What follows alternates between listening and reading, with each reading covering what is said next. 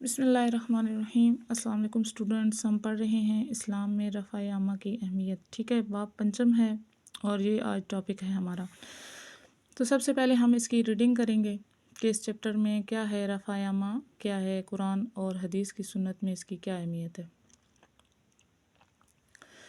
تو سب سے پہلے ہے کہ حقوق العباد میں سے ایک حق رفع عامہ ہے، یعنی کہ حقوق العباد ہیں بندوں کے حقوق، تو اس میں ایک حق جو ہے وہ رفع عامہ ہے۔ رفع عامہ سے مراد اللہ تعالیٰ کی مخلوق کی خدمت کرنا ہے۔ مخلوق میں صرف انسان نہیں آتے بلکہ باقی جو ہیں اللہ تعالیٰ کی بنائی ہوئی چیزیں وہ بھی آتی ہیں۔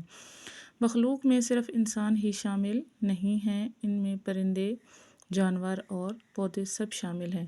اللہ تعالیٰ کی مخلوق کی خدمت میں اور ان کے ساتھ مہربانی بہت بڑی نیکی ہے۔ قرآن مجید میں اللہ تعالیٰ نے ارشاد فرمایا ہے، اور نیکی اور پرہیزگاری کے کام میں باہم تعاون کرو۔ ٹھیک ہے، یہ قرآن مجید کی آیت ہے سورہ مائدہ کی۔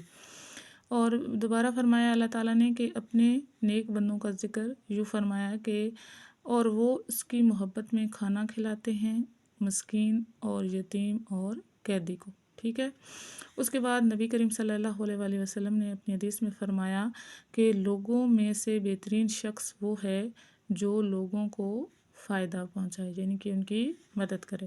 نبی کریم صلی اللہ علیہ وسلم کی پوری زندگی رفع عامہ کا ایک بہترین نمونہ ہے۔ آپ خاتم النبیین صلی اللہ علیہ وآلہ وسلم اعلان نبوت سے پہلے بھی رفع عامہ کے کام کیا کرتے تھے۔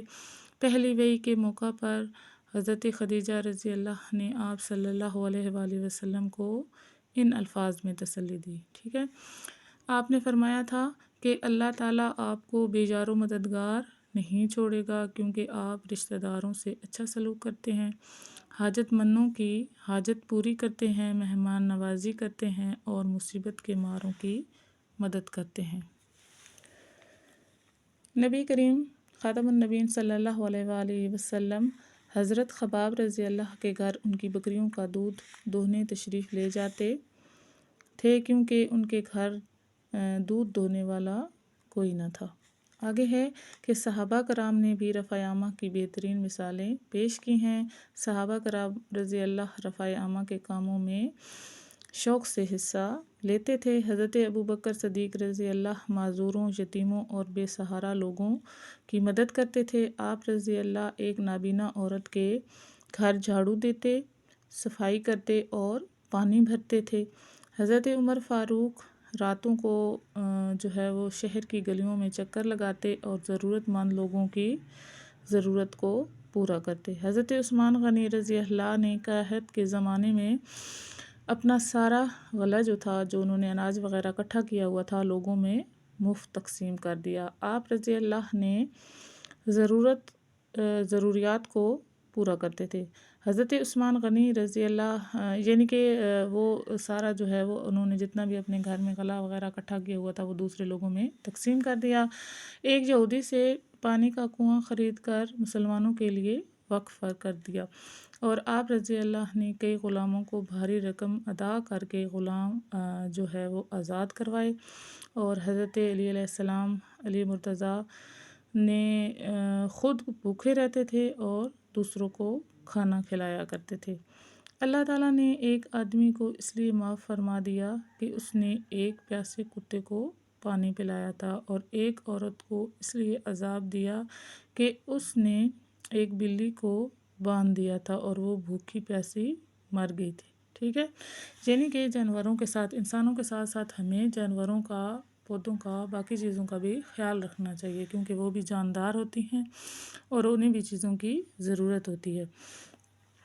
آگے ہے رفع عامہ کی مختلف صورتیں ہیں، جن میں سے چند ایک درجہ ذیل ہیں، یہ جو نیچے لکھی ہوئی ہیں۔ ٹھیک ہے، اب یہ ساری صورتیں ہیں رفع عامہ کی، یعنی کہ ہم اللہ تعالیٰ کی مخلوق کی خدمت کس طرح کر سکتے ہیں۔ کسی کو کھانا کھلا دینا یا پانی پلا دینا، اچھی بات بتانا یا اچھا مشورہ دینا، مسجد یا ہسپتال بنانا، بیمار کی بیمار پرسی اور خدمت کرنا، پڑوسیوں سے اچھا برتاؤ کرنا، راستے سے تکلیف دہ چیز کو ہٹا دینا، ماں باپ اور گھر والوں کے کام کر دینا، مثلاً بازار سے سودا وغیرہ لا دینا، اور ضرورت مندوں کی مدد کرنا، یتیموں اور مسکینوں کا خیال رکھنا اور مہمان نوازی کرنا جب آپ کے گھر مہمان آئیں تو۔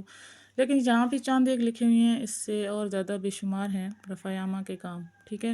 ہماری جو ہے وہ ریڈنگ کمپلیٹ ہو گئی ہے، تو آگے نیکسٹ ہے مشق۔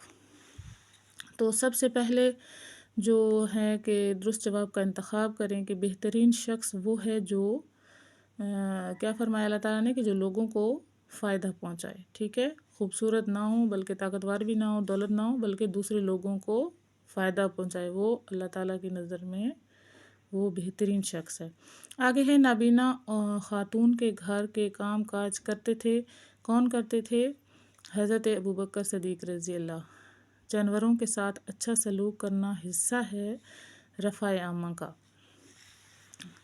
نیکسٹ ہے کہ رفع عامہ میں شامل ہے راستے سے تکلیف دہ چیز کو ہٹا دینا، یعنی کہ اگر کوئی چیز راستے میں پڑی ہے اور وہاں سے گزرنے والے لوگوں کو تکلیف دے رہی ہے تو اس کو اگر آپ ہٹا دیتے ہیں تو وہ ایک رفع عامہ ہے اور اس سے آپ کو نیکیاں ملتی ہیں۔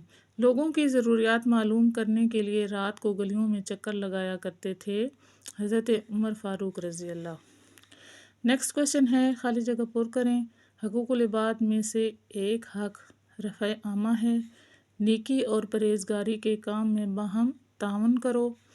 لوگوں میں سے بہترین شخص وہ ہے جو دوسروں کو فائدہ پہنچائے۔